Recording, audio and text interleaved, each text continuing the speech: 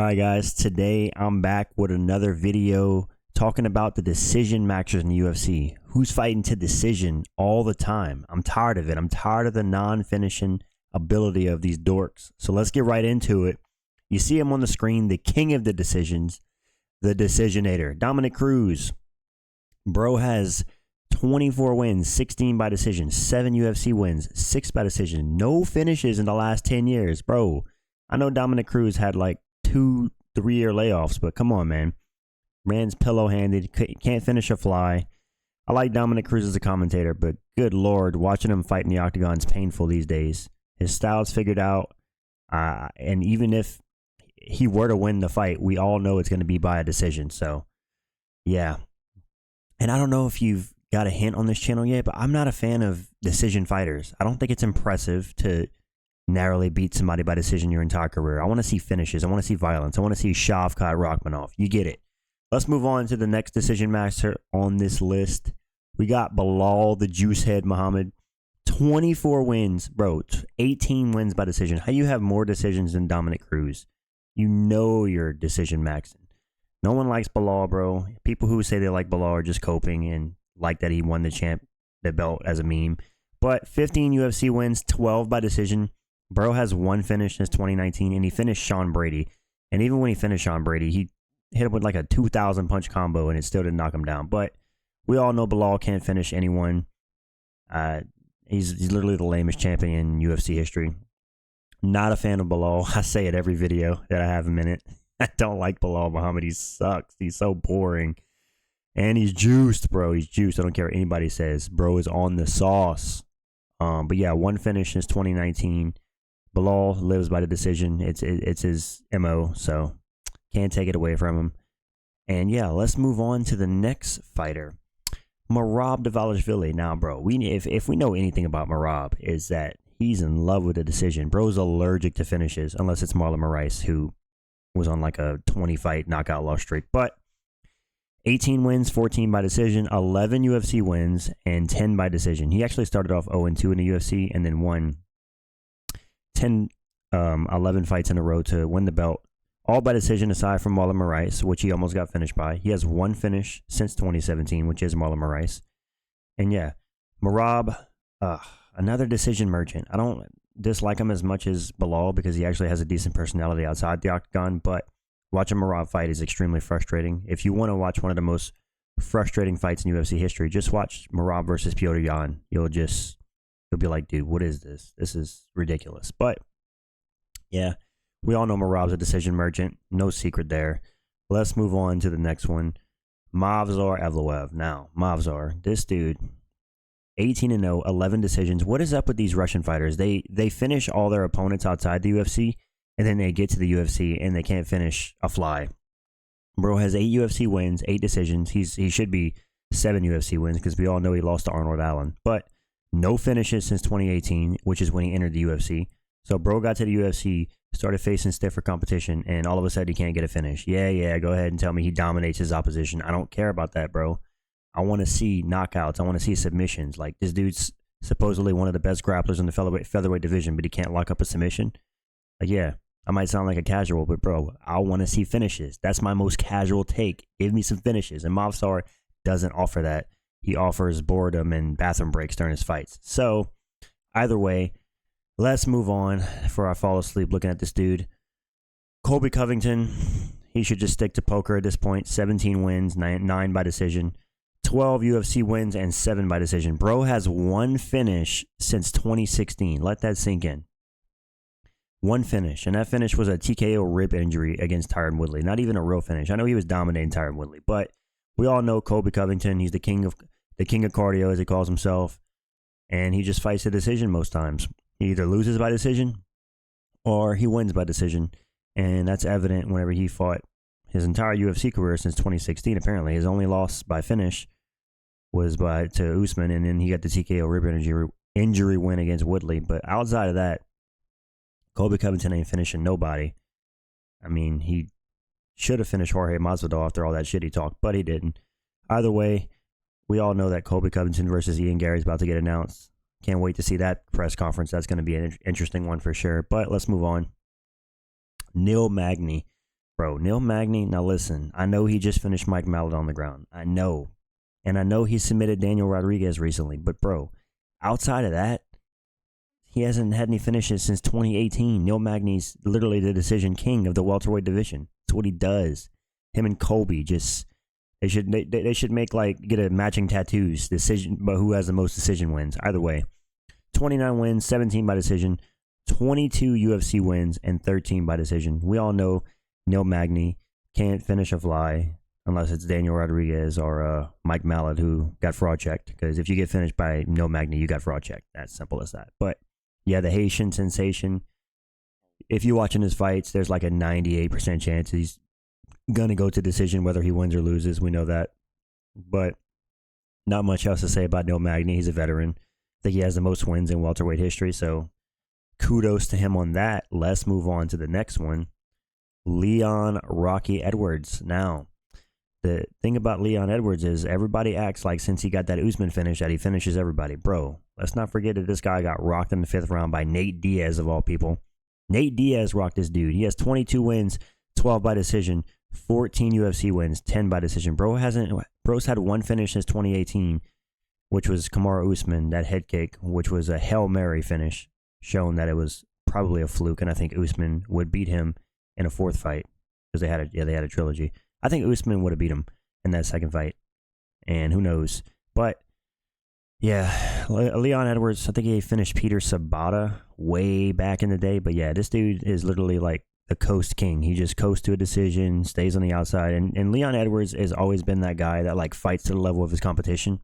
So he even if he's way better than the guy, he fights to barely win. It's extremely frustrating, and yeah, he's a decision merchant. Outside of the Hail Mary Usman kick, when's the last finish Leon's had? Yeah, no one cared about him as champion, just like no one cares about Balal as champion. Welterweight is dead. Shavkat, please save us, bro. We're waiting on you. But next up, we got Sean Strickland, the man of the hour, the man that's always talking about, listen, here's the thing, you guys. We're going to go to war. Bro, no, you're not going to war. Stop lying. Every time Sean Strickland says he's going to go to war, he throws teeps and kicks to a 5-round decision. We know it. 29 wins, 14 by decision, 16 UFC wins, and 11 decisions. He has one finish since 2020. Who did he finish? Abbas Magomedov, because Abus gassed out. That wasn't really it was a finish, but it was more because Abus gassed out. Sean Strickland's not finishing anybody. And yeah, he the way he talks in press conferences, you would think this dude is like Shavkat. You would think he had 29 wins and 27 finishes, but no. Sean Strickland, more times than not, is either... he's either going to fight to win to a decision or lose to a decision outside of the Alex Pereira fight. So, yeah, I really wish he would just admit that he's kind of a boring fighter at press conferences and just say, look, guys, I'm going to teep and throw jabs for 5 rounds, and that's that. Just deal with it. Bro, I would respect you a lot more, you know? But, yeah, Sean Strickland, he needs to try and finish some fights, dude. He couldn't even finish Nico in the gym. That's embarrassing, man. I could probably finish Sneeko, bro. Sneeko's a joke, but either way, Sean Strickland, you already know he was going to make the list. He's a decision merchant. Let's move on. Robert Whitaker. Now, listen, I know everybody loves Robert Whitaker. He just finished Ikram Aliskerov. It was amazing to watch. It was one of the most wholesome moments of the year, seeing Bobby Knuckles get a finish, finally. But, bro, let's not kid ourselves. Robert Whitaker is a decision merchant. Now, someone's going to have to fact check me on this. I have that he has 26 wins and 11 decisions out of those wins, and then he has 17 wins and 11 decisions in the UFC. Is all of his decision wins really in the UFC? I could have got that wrong, but he has one finish in Ikram Aliskerov since 2017. Mind you, that was an amazing finish. I think before that, the last person he finished was Jacare with the head kick and ground and pound. But yeah, Robert Whitaker, bro's allergic to finishes sometimes. Let's hope this is a new era of Robert Whitaker. As whenever he beat Ikram, let's hope he goes and beats Hamzat, but I have another video coming out on that. I don't think he's going to beat Hamzat, even though I've said otherwise in the past. But yeah, he's the king of the decision of the middleweight division, right behind Sean Strickland. Bobby Knuckles, it was, like I said, it was good to see him get a finish, but let's not pretend Robert Whitaker gets finishes. Bro hasn't finished anybody outside of Ikram since 2017, so yeah. Not hating on Robert Whitaker, one of my favorite fighters, but he does fight to a decision a lot. Let's move on to another decision maxer. Marvin Vettori, mediocre Marvin. 19 wins, 8 wins by decision. It's funny because, like I said about Movzar, it looks like Marvin had a lot of finishes outside the UFC, because then he gets to the UFC and he has 9 wins and only 9 UFC wins and 7 decisions. So only 2 finishes. No finishes since 2020. And yeah, who did Marvin Vettori finish? Carl Roberson? Bro, Carl Robeson's garbage. So that's not really saying much. Mediocre Marvin, he has no power in his hands, and his grappling is decent. It's pretty good, but he doesn't have like a crazy submission threat. Like, he had Izzy's back and he couldn't submit him. Look what Drickus did when he had Israel Adesanya's back. He submitted him in like what, 10 seconds once he was on the ground? Not even. But yeah, Marvin Vettori. Where is this guy? He hasn't fought since 2023. Marvin, get back in there, bro. We need to see you. We need to see that granite chin on display. But yeah, either way, 7 decisions in the UFC. If you're watching Marvin Vettori fight and you're looking for him to get a finish, you're going to be disappointed. That's all I can say. Let's move on to the next fighter on this list, Israel Adesanya. Now, here comes the hate, bro. We all know the Israel Adesanya fans are gonna hate this one, but 24 wins, 8 by decision. Now look where it changes. 13 UFC wins, 8 by decision. He has 1 finish since 2020, who is Paulo Costa. Outside of that, bro, who has he finished? He finished a lot of people coming up in the UFC. His debut, he finished Rob Wilkinson, and then he finished a couple other people coming up. Derek Brunson, and then he finished Robert Whitaker for the belt, obviously. But let's not pretend like Israel Adesanya doesn't just throw leg kicks for 5 rounds into a decision most of his championship reign. Outside of Paulo Costa, his championship reign was mainly just him fighting to a decision, barely outstriking his opponents. He did it to Marvin Vettori in the second fight. He did it to Jared Cannonier, and then he did it to Whitaker. Like, don't get me wrong. Israel Adesanya, he's a good striker. He's a good fighter. But, bro, he's a decision merchant. That's just what it is. I don't care if he has only 8 decisions in 24 fights. Those 8 decisions were most of his title reign, which is what most people know him for. So I will call Israel Adesanya a decision maxer. And if you don't like it, go ahead and leave a comment and let me know, bro. I don't care. But, yeah, let's move on to the next one. Jack Hermanson. Now, bro, listen. Jack Hermanson, 24 wins, only 7 decisions, but that's kind of deceiving. He has 11 UFC wins and 5 decisions, but he only has 1 finish since 2019. Old man Jack recently has not been able to get any finishes. 1 finish in the last 5 years, not too impressive. He just pieced up Joe Pyfer, which was impressive considering Joe Pyfer is the young up-and-comer who was supposed to destroy Jack Hermanson. But good old crafty Jack came up and boxed his face off for 5 rounds, so that was impressive. But Jack Hermanson these days, he's a decision maxer, bro. He's a decision merchant. Not going to be seeing too many finishes out of this guy. He has pillow hands. His grappling is pretty good, but a bit lackluster these days. Like, he got good control, but I remember whenever Romy DeLizzi got on top of him on the ground, he got destroyed. So let's not pretend like Jack Hermanson has the most incredible grappling. He's okay. But yeah, recently, decision merchant. I'll stick to that. Let's move on to the second to last one, Alexandre Pantoja. Now, listen, 28 wins, only 10 decision wins. But 12 UFC wins and half of those by decision. 1 finish since 2021. Now, the problem with Pantoja is that his finishes stopped the second he got the belt. Bro is just camping for that belt. He camps in half guard to a decision win. I don't think he has a single finish in his title reign. He got the belt, and now all of a sudden he's fighting to all decisions. So, yeah, call me a hater. I know he had finishes leading up to the belt, but what's up with these guys, bro? They get the belt, and then there's no finishes. Like, I get it. Keep the belt for pay-per-view points. Get money. I guess I understand it to some degree, but dude, maybe this is why flyweight's so boring, because this dude got the belt and then decided to fight to a decision right away.